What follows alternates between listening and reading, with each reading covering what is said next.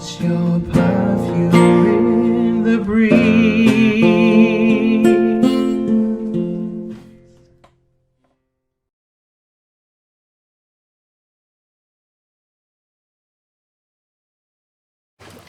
Oh boy, are you in for a treat today. I have two fantastic fragrances that I'm going to be sharing with you.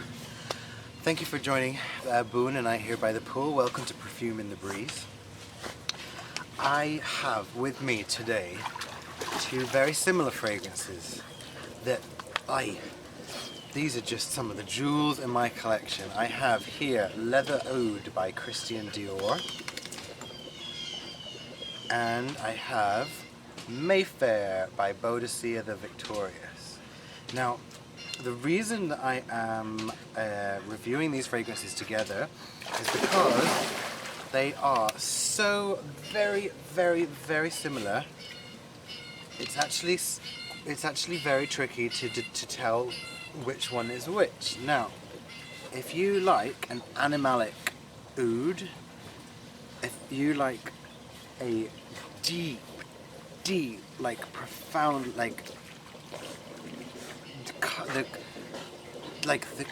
cavernously deep, leathery, sexy, oudy, masculine, expensive smelling fragrances, these are holy grails. They are next level.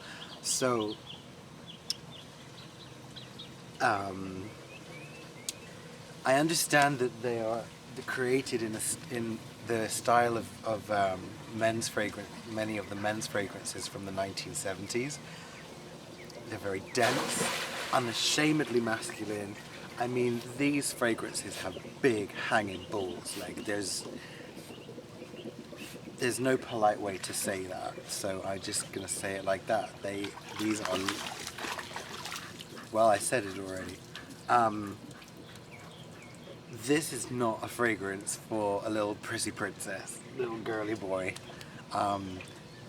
This smells like alpha. Like if you're the alpha male, you can wear this fragrance. I'm not an alpha male, I don't think, and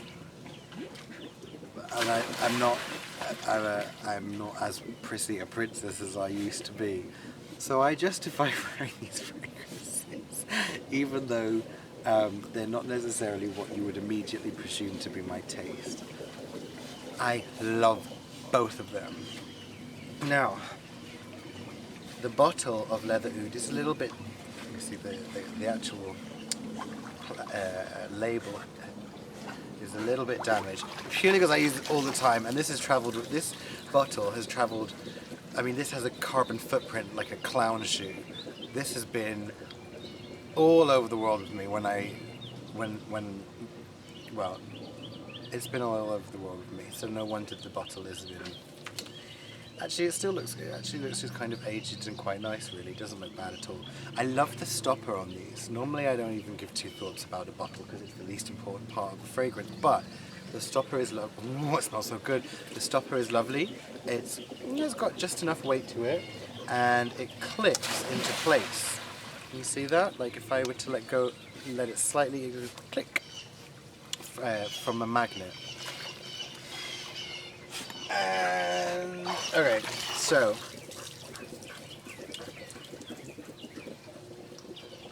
alright, I'm just gonna go ahead and spray it. This is just so beautiful. This is so okay. I got into fragrances predominantly thanks to animalic and leathery fragrances. That's when I lived in a very cold climate. Clearly, you can see how sunburnt I am. I do not live in a cold climate. And if I hadn't lived in a cold climate, I probably wouldn't find these fragrances necessarily as indispensable as I did. Anyway, so let me tell you about it. I just sprayed it. I want to give it a couple of seconds before I skip. So I understand that the main notes are oud, musk, leather, labdanum, rock rose. I'm trying to go from memory what else it has in it, but I'm going to see if I do. Oh.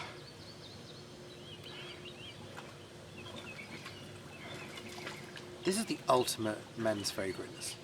There's just...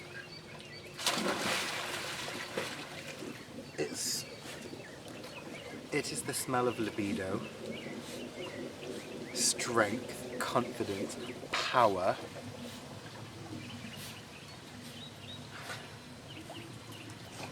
Oh. All the virtues of masculinity that are sexy. I don't mean like Nordic masculinity with like, oh, paternity leave, and blonde highlights, polo shirt. No, I'm talking about hairy back. No, that's not sexy. Let's try that again. I'm talking about this is broad-shouldered, hairy-chested. This is the smell of a provider. This is someone who will vanquish a dragon on your behalf. This is just, and it's chocolatey and it's slightly ambery and it's just so dark and deep, and I find that I have very little interest in commercial fragrances because I find that so often they inhabit this kind of tinny, noxious, artificial smelling, thin little realm. It's like this. It's like they're operating in a very limited frequency. This isn't in this little shitty frequency. This is like, woo. This is. It's the difference between hearing music played on your shitty, pardon my French, on your shitty little phone speakers, or hearing it with a giant subwoofer. This is the sub bass on this is just, this makes your belly rumble, right? This makes your bones quake. This makes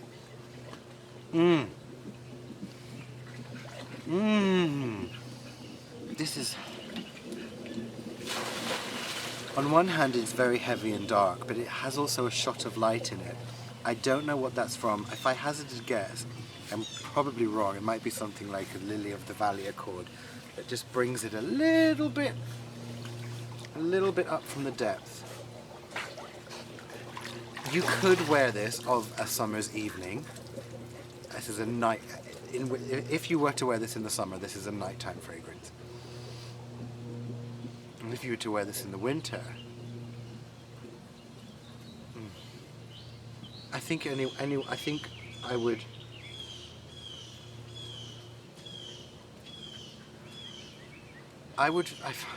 First of all, I find it very difficult to behave myself when I wear this. I think this has a very distinctive effect on my personality that makes me very flirtatious.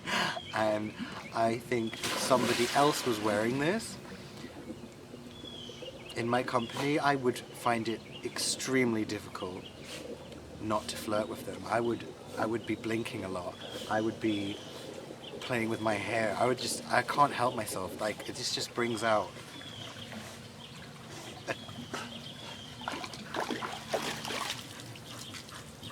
The effect of this is true. This is a truly magical fragrance. This will instill fear in your.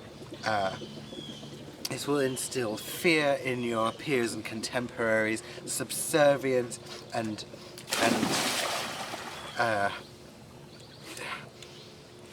if you wear this, you are the top dog. That's it. That's it. You're at the top of the food. You are the very top of the food chain. I love wearing this fragrance. I feel so powerful and so confident. Oh yes, the other main note. One of the other main notes is civet. I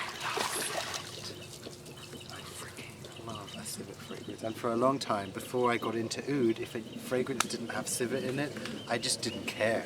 Not because of the idea of civet, but the actual effect that it has on a fragrance. Civet by itself is really unpleasant. It smells a bit like poop, kind of like a baby's poop, or a rotten tooth. Yeah, civet is definitely a challenging note, without saying. But as soon as you mix civet with anything else, it just comes to life. It just has such an incredible effect. So, oud, leather, and civet. This is the... Oh, and beeswax as well, honeyed. Honey. Yeah. Dark, like buckwheat honey. Dark buckwheat honey, beeswax, civet, leather, and oud. This is easily in my top 5 fragrances ever. It might be in the top 3. In fact, it definitely is. This is in my top 3 fragrances of all time. Oh, okay, right. How do these 2 fragrances compare? So far I've been talking about Leather Oud by Christian Dior. I'm going to put that down for a second and grab a little sniff here of Mayfair by Boadicea The Victorious. I love Boadicea The Victorious. It is one of my favourite houses. I have many of their fragrances, and almost all of them are exquisite. Just fantastic, thick, rich, dense, very complicated with many, many, many notes, many of them. There's only one fragrance of theirs that I have found truly abhorrent. And normally I can find something nice to like about almost anything, but this one fragrance of theirs, never mind, we're not here for that, we're here about this. And this is amazing. I bought it because this particular combination of accords is just it speaks so profoundly to my solar plexus. It kind of serenades my loins. I don't know, I don't even know what words to use, but it just speaks to me in such deep and commanding tones that I can't deny it. So even though they are so similar, it's very difficult to describe the difference between the 2 of them. I can't be without this. I can't be without this accord. It's if I find something that smells like this, I'm kind of powerless to say no to it. But I do want to see if I can describe the difference between the 2, because although they're very different, although they are very similar, they are slightly different. Oh, Ooh. This is a little smokier right off the bat. Let me let that dry for a minute. I tell you what, the main difference is the price. So Leather Oud by Christian Dior runs, I'm trying to remember off the top of my head, Leather Oud runs at, I think it was £175, English pound sterling. I got that in both at Harrods department store. It was about £175 for the Christian Dior Leather Oud for, I think that's 75 mils. I think it's 75 mils. Anyway, whatever. Whereas the Boadicea The Victorious one was a little bit more expensive than that and ran closer to...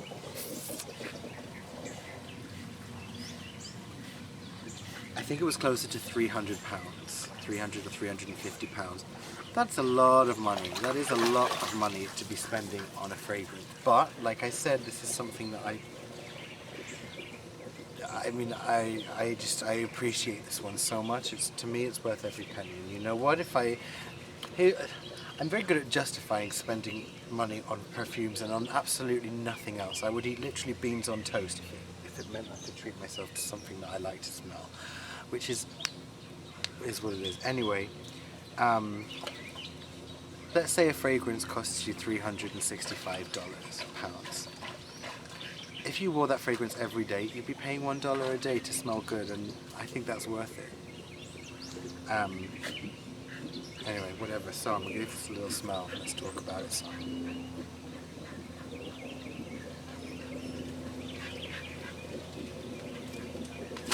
It's not that I can particularly smell any of those constituent notes. It's rather just the way that they all come together to create... It's like being the queen bee, but also a man. Okay, so this one, I can't imagine either of these on a lady. I really can't. I'm sure that a lady could wear them and absolutely rock them, but these are so masculine. They're like Ron Burgundy fragrances. I think this one has slightly more of a. What's he doing? This one has ever so slightly more of a stronger beeswax element to it, and slightly less on the animalic, like the civet, I would say. I would say this leans slightly heavier on the amber, on the labdann and rock rose. Oh, it's just magnificent. They both have exceptional longevity. I would say that the main difference between the two is that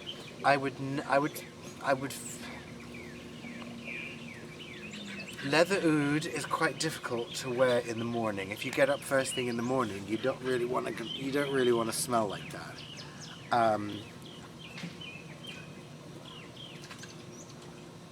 So I find myself saving Leather Oud for the evening, whereas Mayfair, even though it's still very much a strong animalic presence, this is something that I can put on in the morning and not feel weird about. It's very hard for me to choose whether I prefer one or the other because I find them to be so very, very similar.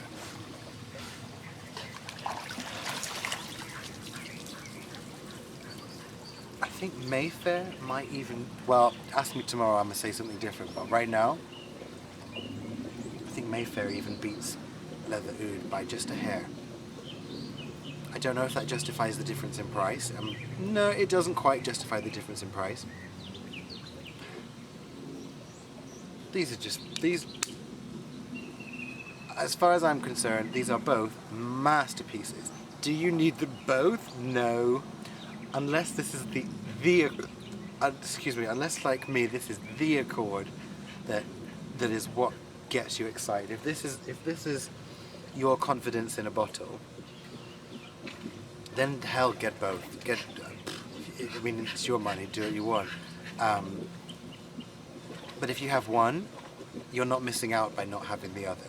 So there you go, I'll save you some quid either way. But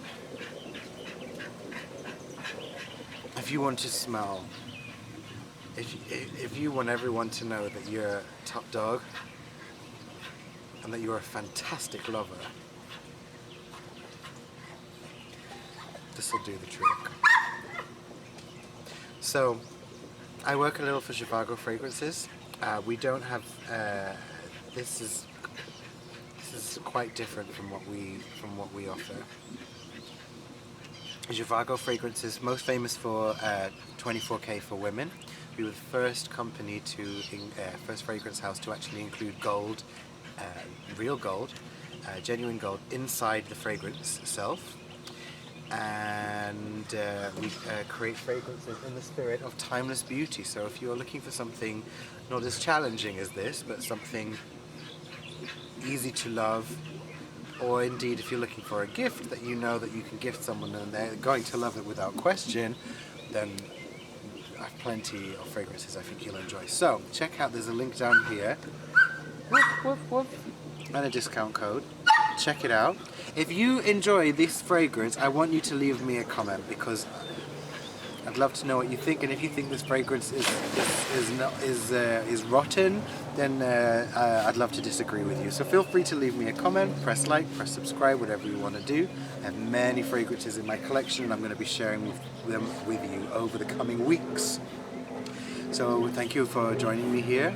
I know that you're going to, if you share my taste, I know you're going to love this fragrance. So 2 thumbs up. In fact, 2 thumbs up for Leather Oud by Christian Dior. 2 thumbs up for, and look at this stunning bottle, by the way. And it's very unusual glass. It has this strange iridescence to it, and opalescence. It's lovely. All right. 10 out of 10 for both of those. That is pretty much everything I have to say on the matter for right now. I'll look forward to seeing you next time. Thank you for joining Boone and I here by the pool. Bye.